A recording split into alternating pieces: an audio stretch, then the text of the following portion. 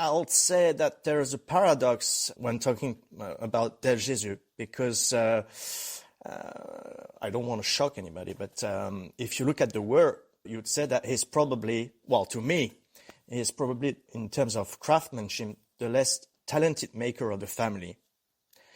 But yet, he's the most famous, and one can see the prices of instruments by Del Gesu that reach like crazy amount of money. We have to try to explain that. And I guess that what makes Del Gesu so amazing for musicians and also for makers and violin makers and dealers and restorers is that there is some sort of, he's a legendary maker. There's so many stories about him, more or less true, and there is some sort of, he was a crazy maker. If you look at the instruments that he has made, especially at the very end of his career, it's so crazy, it's so extravagant that I think this plays a part of this myth of Del Gesu. And also, we have to mention the tone quality, because eventually that's a musical instrument. So these were meant to perform music, and the tone quality is beyond question. These are great instruments. Strange figure of the crazy artist, let his idea flowing and crafting crazy instruments. While on the opposite, you have Stradivari, who is also the other top maker that was so careful, that was so clean, neat, and precise in his making. So you have to, it's like two sides of a coin, or the yin and the yang, the wisdom and the craziness. And that was the lovely Jonathan Marolle of the Maison Vattle-Rampal in Paris. And you'll be hearing more from him later.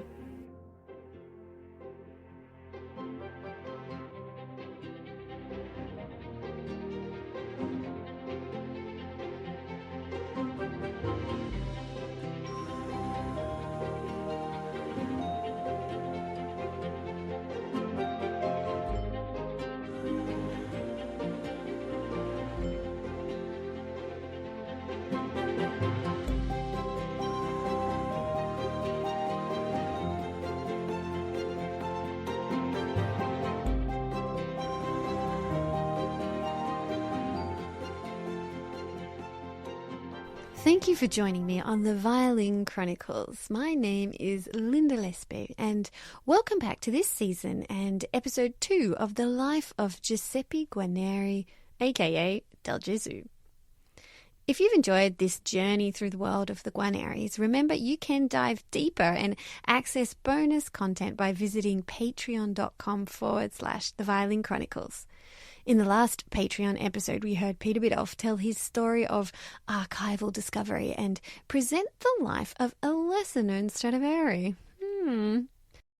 Before we start, I would like to say a very big thank you to our sponsor for this episode, Libby Summers of Stamford Strings, and the Brasenose range of instruments she has created. You can check them out on the website brasenoseviolins.co.uk. That's BRAZENOSE violins.co.uk. But for now, we're going to jump straight back into the story of our hero, Giuseppe Guarneri.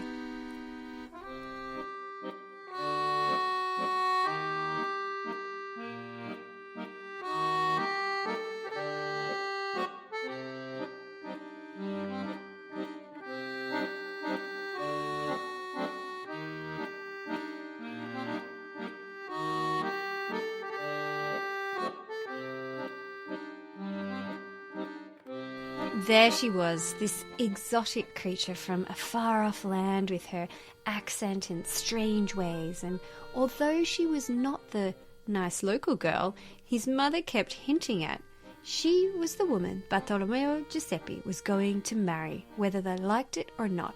And no, he was not going to leave for foreign parts with his bride like his brother.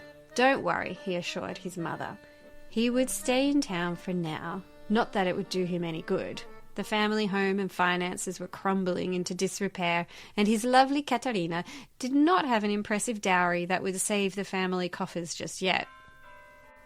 On October the 3rd, 1722, in the parish of San Pantaleone, Bartolomeo Giuseppe married Caterina Rota, the daughter of an Austrian imperial soldier. She was German from the city of Vienna. By special decree by the Most Reverend Vicar General, bans having been omitted, as appears in the file, Giuseppe Guarneri of the parish of San Matteo of the city of Cremona, the son of Giuseppe e Barbara Franchi, husband and wife, and Kate Caterina Rota, German foreigner of the city of Vienna, were joined in matrimony by their vows before the church and blessed by Ignazio Caval, Paris priest of the church of San Pantaleone, her unmarried status proven as appears in the file. The witnesses present were the noble Dominus Fabrizio Salerno Guarna, the son of Giovanni Battista of the parish of San Donato, and Giuseppe Brocardo, the son of Francesco of the parish of San Pantaleone in the above-mentioned city. And now we are entering into what I would call the wilderness years for our protagonist. Because not only was our young dashing Del Gesu marrying a foreign girl of the occupying forces, but now the couple would not be living with the family on the Piazza San Domenica. No, indeed not. Anywhere but there.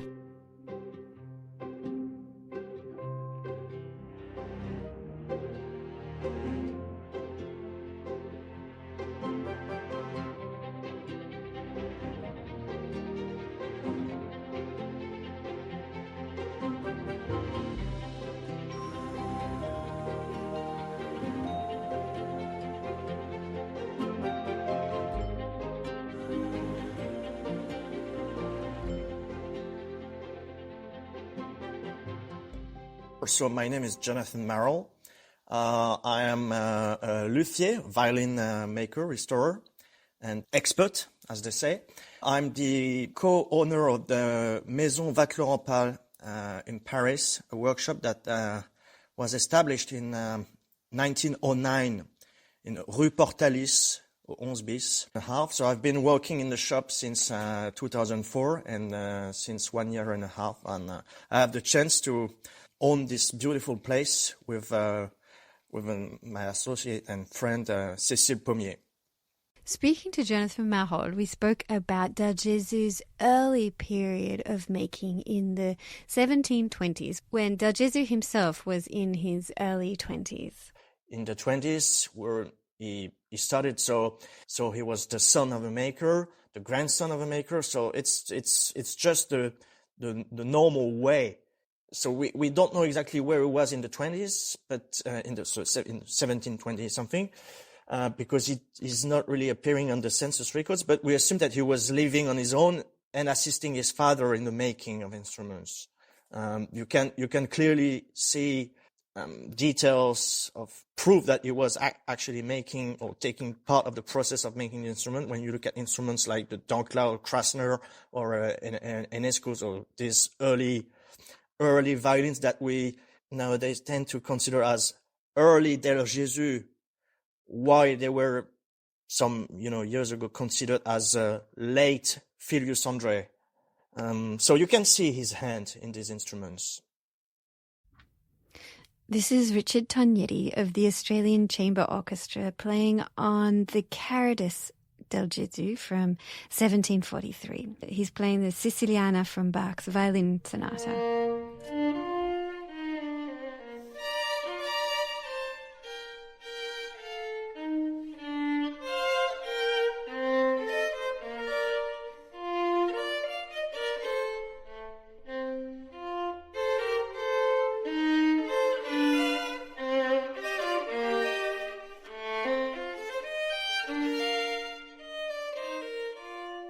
Del Gesu gets word from his brother in Venice that he is doing well making instruments in his new job, and Del Gesu just cannot see how he can possibly support a wife and family if he stays with his parents, who are up to their ears in debt, and the workshop on the brink of bankruptcy. So he takes his young bride and goes. Well, to be honest, we don't really know where he goes, but leave home he does. And is there really any point in making violins in Cremona with so many others doing it and not that many clients in these times of depression? You might be wondering, these are the years of Stradivari's golden period, and the whole region is in depression. Well, Stradivari's clients appeared to be amongst the upper classes. Hello. And in times of crisis, do things really hit the ultra-rich that hard? Apparently not so much that they would have to stop buying instruments, surely. But for Del Gesu, just now, he was thinking maybe he could try his hand at something different. Okay, so he was making the odd violin here and there because he still needed to earn a living somehow, but he was not going to put his father's labels in his instruments. No, in fact, he was not even going to mention the older Giuseppe. It was not like he was the most reliable character around town. He owed money to goodness knew how many people who would probably never see a lira from him again. The family home was falling down around him, and his health was not looking promising at all. The labels Del Gesu would put on his instruments in these years would still proclaim him to be of the famous Guarneri family, but he would have Giuseppe Guarneri Andrea Nepos, Giuseppe Guarneri, grandson of Andrea, printed on his labels, bypassing his father and making reference to his grandfather, the student of the famed Niccolo Amati. You can't get much better than that. He knew this was not the norm, and he would probably be criticised for going off and making instruments elsewhere than his father's workshop, seeing as his father was still alive. But it was out of the question for him to stay in the family home, dooming another generation to his father's bad decisions. And before we continue, we're going to take a short break to talk to our sponsor for this episode, Libby Summers, the creator of the Brasenose range of violins, violas and cellos. Here she is. My name is Libby Summers and I'm director of Stamford Strings and Brasenose Violins. Stamford Strings is a violin shop in Stamford and Lincolnshire in the United Kingdom. And Brasenose Violins is our own range of instruments that we launched last year. The story of Brasenose Violins really starts with my story, both as a player and a violin maker. I trained as a violin maker at Newark School of Violin Making, and I was trained to make, Stradivarius models, studied the Cremonese masters, etc. Then I was sort of thrown into the kind of commercial world of having to run a shop and meeting lots of different customers and finding out what they want. So I started by sort of covering lots of different bases with all types of different instruments, but time and time again, people were asking for something that I didn't really feel existed in the market. There was a bit of a gap between the generic student model and the handcrafted artisan model. And that's where Brasenose Violins came in. I worked really hard to find a workshop that I could work with who would make beautiful violins for me based on Cremonese models, and then we could adapt them and finish them and set them up to professional standard so that really good violins with great sound and playability. These are all handcrafted in Europe. And yeah, that really resonates with me, that gap in the market. So they're new instruments, and it's what do you call it? The miles. You don't have so many miles on your instruments. It comes from Europe. It's made in Europe.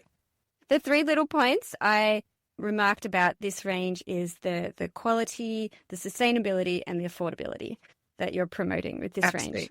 And I'd just like to say, from a historical point of view, this has been done before. In the 15th and 16th centuries, we have inventories of warehouses almost in Venice of lute parts that would be imported from Füssen, from the Alps, to Venice, where the Venetian lute makers would finish them, varnish them, set them up, and sell them on. So it's this tradition in instrument making and the commerce that is just carrying on. It's been done for hundreds of years. Absolutely. The wood for the Brasenose violin is European wood. The workshop that I work with, they have been managing the forests as well and getting the wood from the forest. So that it's all very closely linked and they're right next to each other. I love that element, that sustainability as well. As you say, not so many miles in the process. And we know exactly where the wood comes from. It's all traceable. Yeah. Who would be interested in a Brasenose instrument? Actually, it's quite interesting because it's more people than I thought.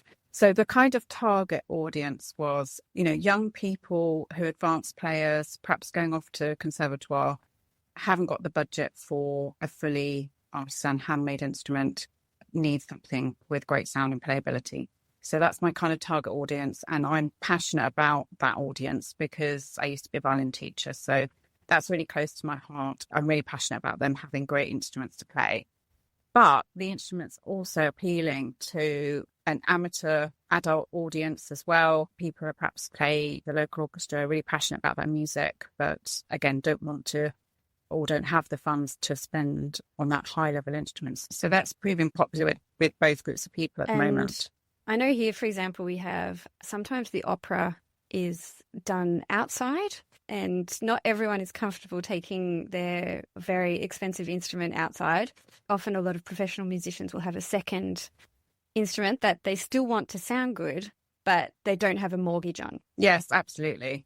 I have actually heard a couple of teachers recently say, oh, maybe I should get myself a Brasenose cello or Brasenose violin for my teachings. We've seen a few teachers who are trying to hold it together after a student has tripped over their instrument. And yeah, if that's exactly the kind of situation that you could avoid if you had a cheaper instrument. And phones on music stands, man, they can. Oh my God. I've repaired a couple of cellos that had a phone or an iPad go straight through the rib. That's not fun. Yeah, I'm surprised at how I feel like it's the 21st century, the repair. And I feel like, how sometimes you get that on older instruments, you see like this black blob where the person had obviously played and smoked at the same time. Yeah. I had one of those in the shop yesterday. Yeah, big, huge black blob on it. Yeah. So someone like myself and my husband, we have a small workshop and we can't keep a huge stock of instruments, and we like to just have a few of these mid-range instruments. Would your instruments be sort of an ideal solution to the smaller sized workshops looking to have just a small range of the European? Yes, most definitely. Yeah, so I've already spoken to a few people who are interested, and I would love to get those instruments out there to more people. It's nice to spread the love around, and it's all priced in to do that so that they can make a reasonable amount of money when they sell it as well. How much could people expect to pay for a Brasenose instrument? So in 2025, the entry-level violin is £2,975 and the entry-level cello is £7,500.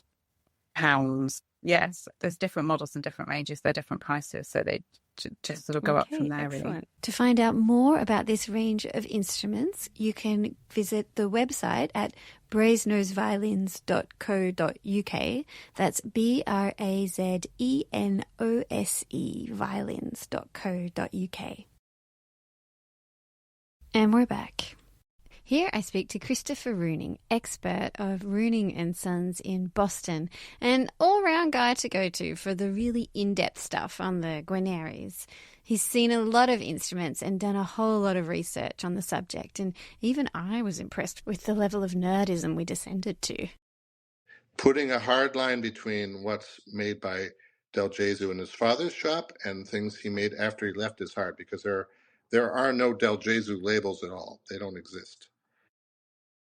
And there's very few Filius labels too. So, and then even if there were original Filius labels, people have changed them. They've upgraded the violins to Del Gesu. So how are you going to say which ones were made before and after 22? So I would say my logic tells me that he was not a terribly active professional violin maker to the extent that he became later.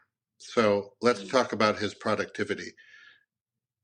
That's 1.5 instruments per year up until 1720, soft date, 1727 or 28. Then he introduces a new form, which corresponds with this violin that has the Nepos label. This is the important point.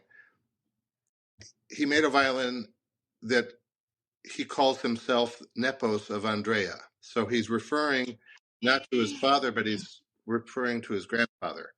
So that's an interesting thing because he's purposely distancing himself from his father for whatever reason. Probably the fact that his father was, financially insolvent, losing the family. He was trying to separate himself and attach himself to the earlier generation. So Count Cozio talked about this label in his diaries. And we know from that those instruments were made 27, 28 around that period. And so the one existing instrument with a Nepos label is the important thing. And there's another eight violins of that type, all with Del Gesu heads. So they could have been made before 27, 28, 29, or they could have been made all during that period. I don't know, because there's only one with a label like that. So.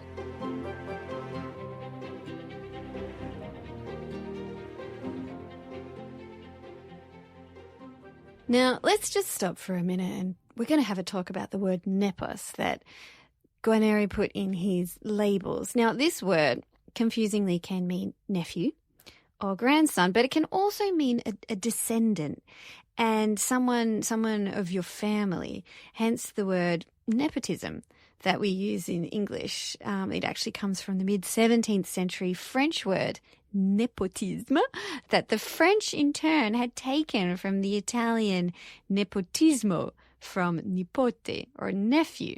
And we use the word nepotism in the way we do today because since the Middle Ages, Catholic popes and bishops often appointed their, air quotes, nephews, who were frequently their illegitimate sons, to positions of power such as cardinals. This practice, known as nepotism, means you show favoritism to family members. Think about it and use it in a sentence this week. Here's a hint. If you know someone in a position of power who likes giving important jobs to family members or very close friends, that's where you can slide it in. I spoke to Joe Bein about this middle period when Giuseppe had left his father's workshop and was out there somewhere working for a few years and before he comes back to support his parents and those instruments that are made and the labels that may have been placed in them and what's happened to them now. Yeah, well, I find the period, like from the 20s to the 30s, I find that quite interesting. I find that quite mysterious, his making period. And that's the period where he has those labels, doesn't he? Which I'm thinking maybe have been taken out historically. People have taken out, yeah. Do you think people took those out?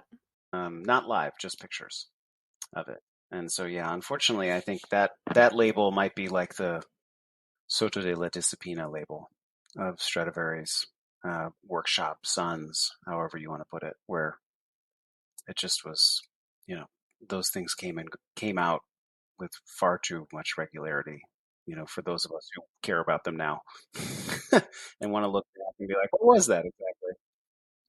Yeah, because I'm wondering if people didn't understand that it was Del Gesu and they wanted to put a Del Gesu label in, and that's why they were taken out. Yeah, I mean, that's the simplest explanation. It's usually the right one. And again, like with the Sotto della Disciplina label and the Stradivari instruments, it's like, no, it's unfortunately, it's more commercially advantageous to have something that's labeled Stradivari than Stradivari's workshop or made under the tutelage of. And when I saw Filius Andrea, he was basically bankrupt and he owed a lot of money to a lot of people. And I'm wondering if Del Gesu put that label in so that, if he'd continued to put his father's label in, maybe creditors could have come and taken it, like said. I think, yeah, I mean, that's that's a Seraphin thing. Like actually the violin over my shoulder here, that's a Seraphin. And, it's not just a Seraphin thing, but of course, like even back then, just like we are today, it's like, people wanted to pay less taxes. And, there are go-frillers that just were never labeled. Or there's these go-frillers that have Bergonzi labels in them, like Starker's cello. There are Seraphins out there that the dendrochronology puts them, the one over my shoulder is called the Sacconi Loan Expo, and it's one of the 2 or 3 finest. And it, How did it? That name is quite funny. It's pretty self-explanatory. Saccone loan. I know. Well, so so basically, like in like the early '70s in New York, they threw a giant birthday party for Simone Saccone, Okay. and basically like all the people in the trade in the United States, like, well, what would you do if you threw a birthday party for Saccone? I forget if it was his 80th birthday, I think, or something like that. And it's like, well, what would you do? It's like, well, you'd call all your friends and they would bring over like all the best instruments and bows. So like the Hellier was there, and there were very fine things there, and that Saccone was there, or that Seraphin was there as well, and there were beautiful bows, and there's a book, you can buy it. But Seraphin, for example, like he seemingly put labels in his instruments that were predated. So then when if he made an instrument like that in, say, 1743, if somebody came along and said like, oh, you made a new instrument, then you're part of the guild in Venice, you're part of the union of makers, like you owe us tax on your new work, he would say, well, no, I already made this one. Look, it's labeled 1730. It's labeled 1732. Oh yeah. Oh yeah. It's this financial. It's before this financial year. Yeah. It's labeled 1732, so you can't tax me on it. It's not a new violin. Yes, I mean, tax avoidance, and especially to your point, because Filius was so financially destitute, and then meanwhile, I mean, could you imagine trying to build violins in the immense shadow that that Stradivari undoubtedly cast? Bit of an inferiority complex. I mean, you have no money, you have this huge debt, you have this super talented brother who left for Mantua. I think he was bad with he wasn't good with his money. Yeah, you have this other super talented son who gets, drawn to Venice. And like, you're supposed to be this like, century, dynasty of makers with the Guarneri family. And they, they were supposed to rival, the other families in Cremona. And I think he was probably like a bit of a whinger. I don't think he was particularly nice to be around. I think that's why they left, like, because he could have stayed, like, his kids could have stayed, but they didn't. He was grumpy old man. yeah, I mean, something's there for sure, but he had the very unenviable task. Yeah, I mean, he had the very unenviable task of, again, trying to build instruments in this immense shadow. And he's one of the greatest makers of all time, but context is everything. But yeah, and then you see these beautiful Filius instruments with this like, stunning orange red varnish. There's some pictured in the Hill book where they have this sort of like two-piece back with this irregular curl. Like there's one famously called the Ritterson, that's, I think, pictured in the Hill book. But if you look at it, there's an arching to it. Like if you took a photo of it, you get this like, there's a pinch to the arching that's like between the F hole and the center seam. And that's the Filius thing to me. And so here is this crossover period when the father, Filius Andrea, was working with his two boys, and we can see whispers of the two young sons' work in his instruments until, of course, Pietro leaves for Venice in 1717 and Giuseppe moves out of home in the early 1720s. And so these works can sometimes go either way. Are they a Del Gesu or a Filius Andrea, or a bit of both? And just quickly coming back to the missing labels in instruments. In fact, Count Cosio, prolific collector and meticulous note maker of the 18th century, would take out labels of violins for his own records and collections to catalogue them. I know, it's painful. He was in the shop. He's working there. You see his work, and the F holes in some of these scrolls match later fiddles. And then just like you see some of these then you see some of these Filiuses that have these Peter Venice Fs, where like the F holes, like the upper wings, just sort of terminate, and they don't have any like little Gothic spurs to them. They don't have a little like point to the edges of the wings. Like they're just more uniform, and there's just this like really nice circle at the top of the wing, and then you can see in some of these scrolls like they have the gouge marks going around, which is a very Peter Guarneri trait, or Peter of Venice trait, around the like the top, like around the volute. Like you see all the gouge marks, like Yeah. And that's a very Peter of Venice thing traditionally. And so you can see that in some of the, like a Filius violin from 1714 or 15, for example. But I feel like even the Del Gesus, you always see the little facets on the scrolls. Do you know what I'm talking about? On the you see the gouge marks. Well, if there is a second volute, like, because obviously, like at the end, that second turn almost like completely disappears. I mean, on the flat bit, the flat of the turn, not the curve. You always see those little angles. Yeah, and then they're like this, they're like, and the ears almost like point up, like if you were looking at a clock, they point at 10 and 2, instead of the Carlo Bergonzi, which is just like as straight as the, as a dowel going right through the middle of a scroll.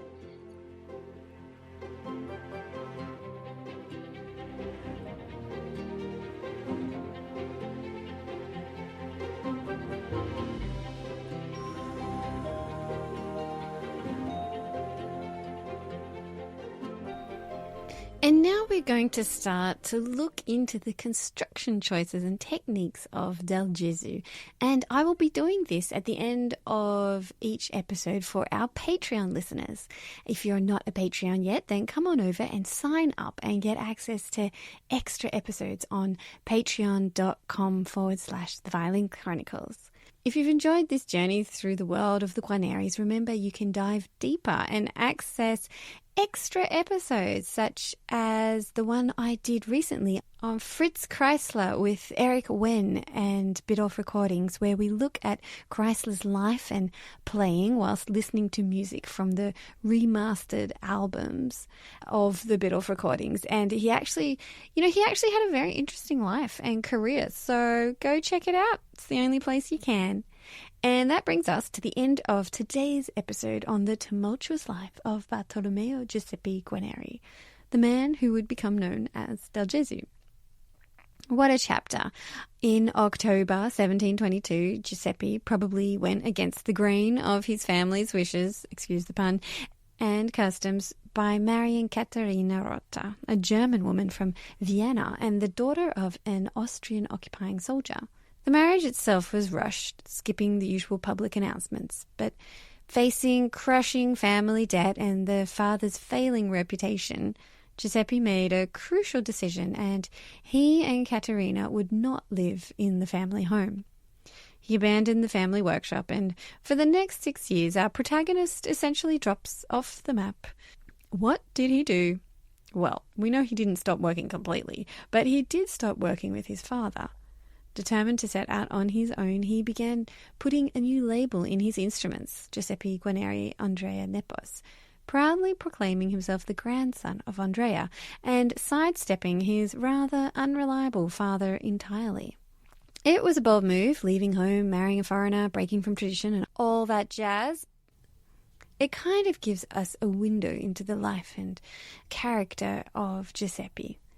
But join us next time as we track down what happens to Giuseppe and Caterina during those mysterious 6 years and see how this period of radical independence shaped the sound of one of history's great violin makers. In the first part of this bonus Patreon episode, we'll hear from Jonathan Marolle from the Maison Vatler-Rompal in Paris, and we get a bit deep and personal about how he feels about how Del Gesu instruments are bought and sold today. And I learn a fun fact that connects him, Jonathan, to our wonderful Del Gesu. After that, I'll be discussing the wood Del Gesu used for his instruments with Antoine, my husband, also a violin maker, and we'll be going over the characteristics of his wood choices, how he used it, and where it came from. A very big thank you to my lovely guests, Christopher Reuning, Jonathan Marolle, and Joe Bein. And of course, our sponsor, the lovely Libby Summers, and her Brasenose range of instruments. And to finish up, here's Richard Togniti from the Australian Chamber Orchestra playing a bit of Bach on the Caritas del Gesu of 1743.